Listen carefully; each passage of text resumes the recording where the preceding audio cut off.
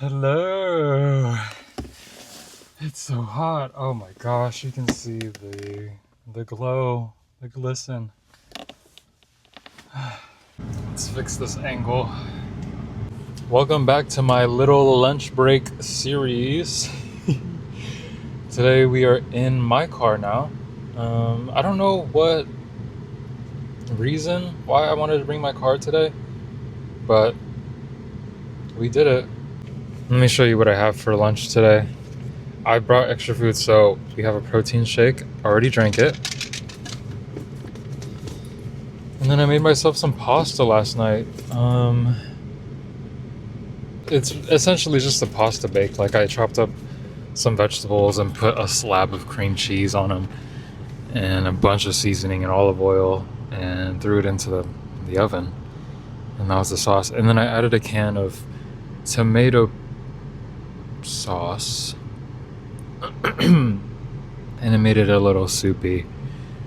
So excited to try that, I guess. There were a few things that I wanted to talk about on today's reflection.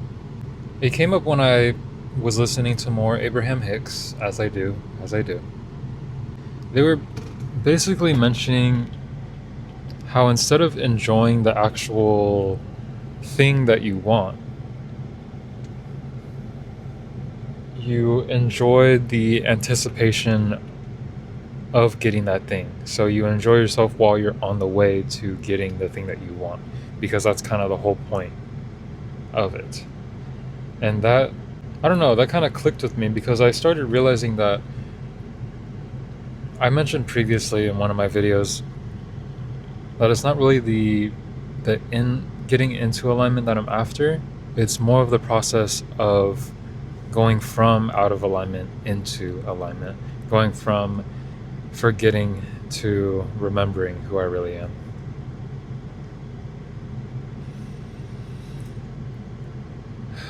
And so immediately I started applying it directly to my experience.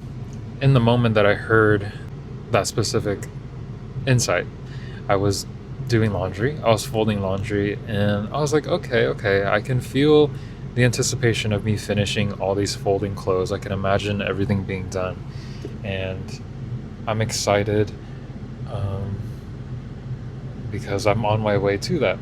And I was thinking about it, okay, in this scenario, I know exactly what I'm doing in order to get to my achieved destination. But what happens when I think about things that don't have this clear step-by-step path? For example, how to make more money, or that's really all we want, huh? Or like more specifically, like how I can afford to get my own place or afford to repair everything on my car and get all the stuff that I want for my car and whatnot. So I started reflecting on that, finished folding the laundry, finished doing my other chores, and I find myself on the toilet. Okay, that's just where we found ourselves.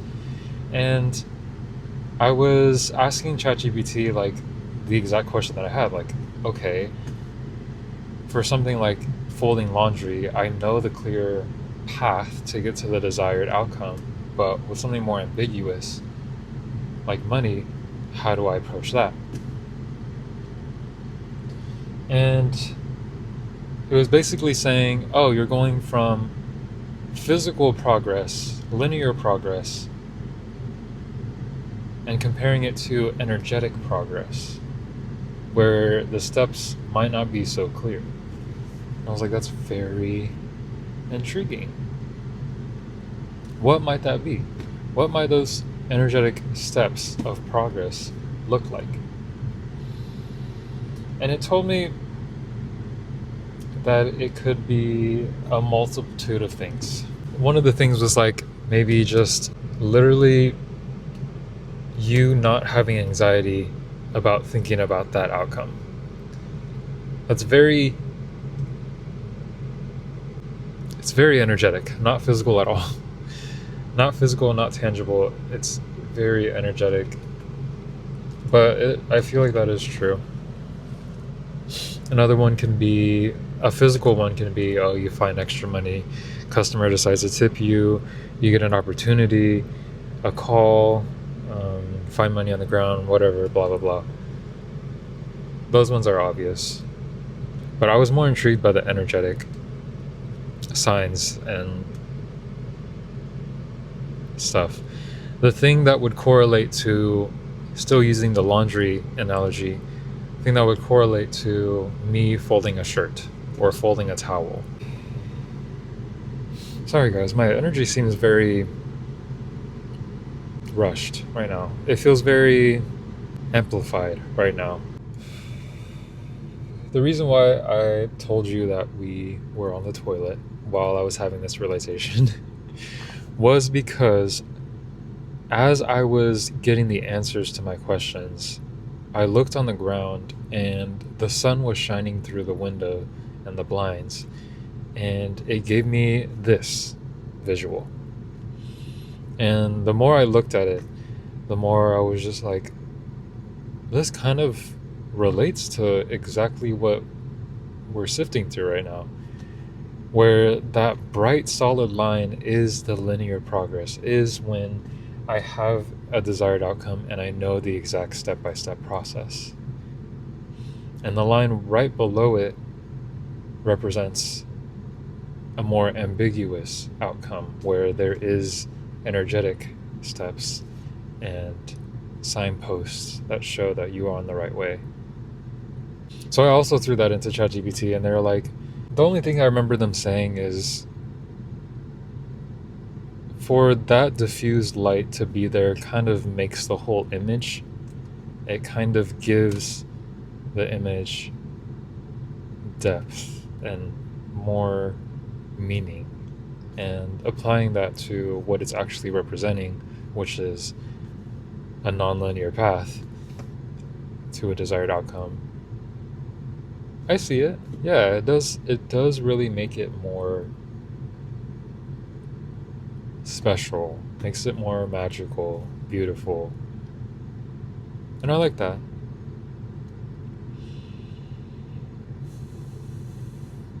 And then after that, I started to think about if I'm looking too far into this, like, should I be actively looking out for these signs? Obviously, answer is no after saying that out loud.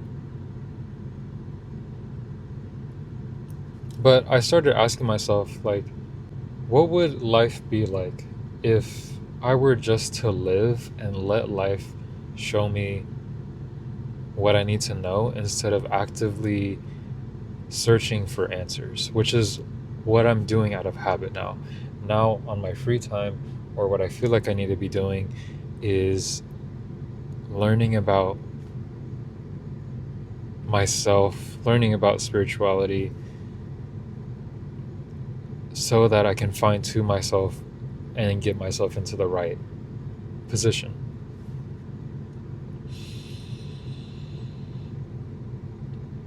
Then we came to the conclusion that I should be more open to life showing me the way. I should wake up every morning and set the intention for the path to be lit up as I step. The only reason I should be looking for answers is out of genuine curiosity, which sometimes I do have.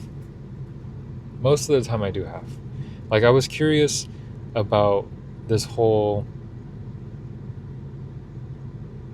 linear outcome versus the ambiguous one.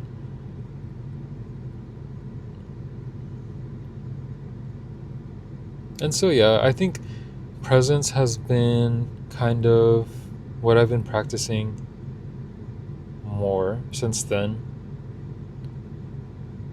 Using or noticing other sensations other than what I see and hear, and really enjoying life in the best way that I can through all 5 senses.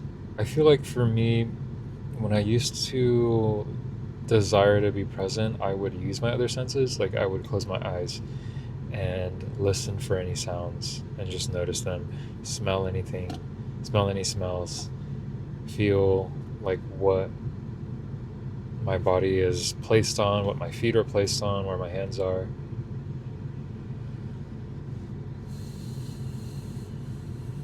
And I feel like that really helped me get into the present moment. So I've been doing that, and with that, I got the urge to start reading The Power of Now by Eckhart Tolle. I read that book about 2-3 years ago, and I feel like it's time to just pull it out of the library and start reading it again. So I've been listening to that. Well, listening to it while I'm at work. I was reading it last night, but he was talking about a few things that kind of rung some bells in my head, just reminders of the stuff that I already know that I forgot about, if that makes sense. In the book, he really talks about, well, in the first part that I'm at, he's talking about suffering and pain and how it's all really perception.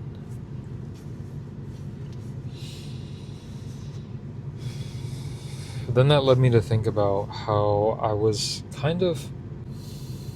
thought the pursuit of happiness was interesting, but for a different reason. Before, I thought it was interesting because, okay, this is the old way that I would think, but I thought it was interesting because I didn't think it was important to be in a happy state. We're going to just glaze over that right now. Now, the pursuit of happiness is essentially the pursuit of finding yourself, because at your natural state, you are pure joy. You are everything positive. There is no positive versus negative. Your natural state is of well-being. Anything else is just the lack of well-being, the lack of the positive end.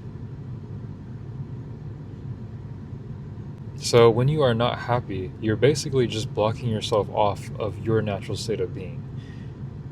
You don't embody the state of unhappiness. We're using unhappiness as an example, but you don't embody it. You're really just blocking yourself off from the natural flow of happiness. But how can I bring this to a more grounded approach? A more grounded example. I don't think you can. It's just a concept that I've learned to accept, where it's just like anything in the form of lack is not truly who you are. I was trying to get in the feeling of abundance, and I had this realization that the real me, the authentic version of me, is the one that's abundant, is the one that is wealthy. And this persona that I'm carrying, this mask that I have, where I'm convinced that I lack abundance, blah blah blah, is just that. It's a mask. It's a costume. It's not who I really am.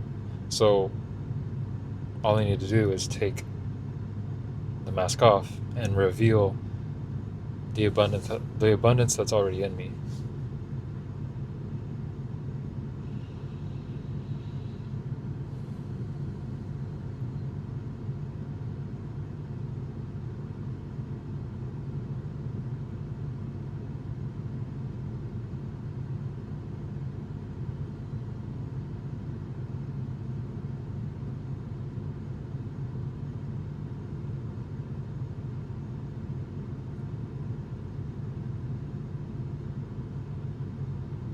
I'm gonna move on. In my last video, what I left off with moving forward was learning how to allow. And I barely started thinking about this, like actually, this morning. And I was like, okay, what does allowing mean to me? And the answer that popped into my head was allowing is just non-resistance. What does that mean? Just letting things play out? Hello. I've been really admiring life. Like I said in my last video, like, honestly, the contrast between, like, you hear that? Here.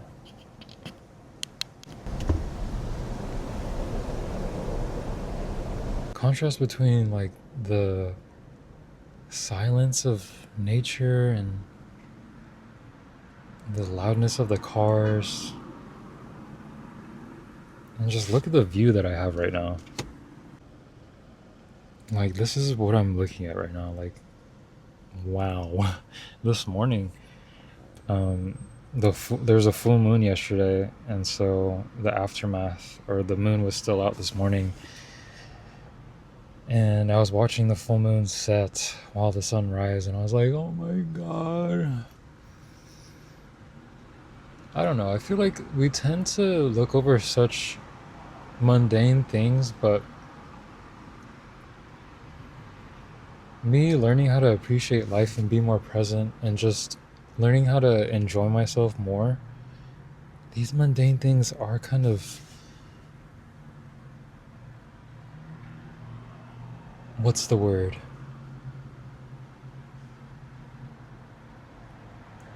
Enamoring? There's a word that I'm looking for. It's kind of like captivating, mesmerizing.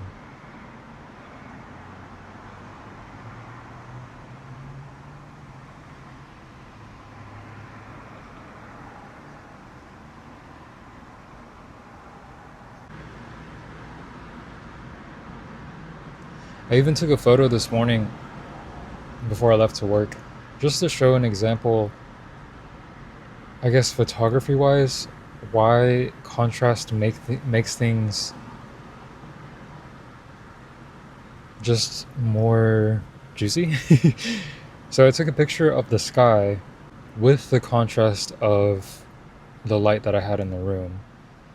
It makes the sky look a lot bluer. It makes it look more juicy, like I said. Then I turn the light off, and it's just not as appealing to look at. And I was trying to, like, give an example of why we should appreciate contrast. Moving to a more real life comparison, maybe just enjoying moments of stillness, peace. You're able to enjoy all that more, soak it in a lot more, because you know what the opposite feels like.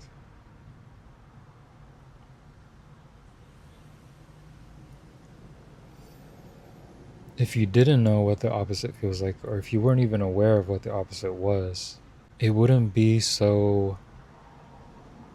I can't find any other word than juicy. It just wouldn't be so potent. It wouldn't be so rich, saturated.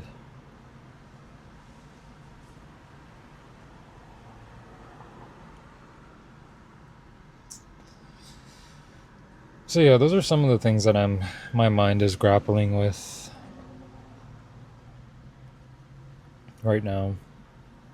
I hope this video wasn't too all over the place for you. I try to be cohesive. I try to be a good creator for all of you, all 7 of you. But yeah, it's getting late and I have to go get groceries and go home. Still need to go home. And yeah, I will see you guys next time, as always.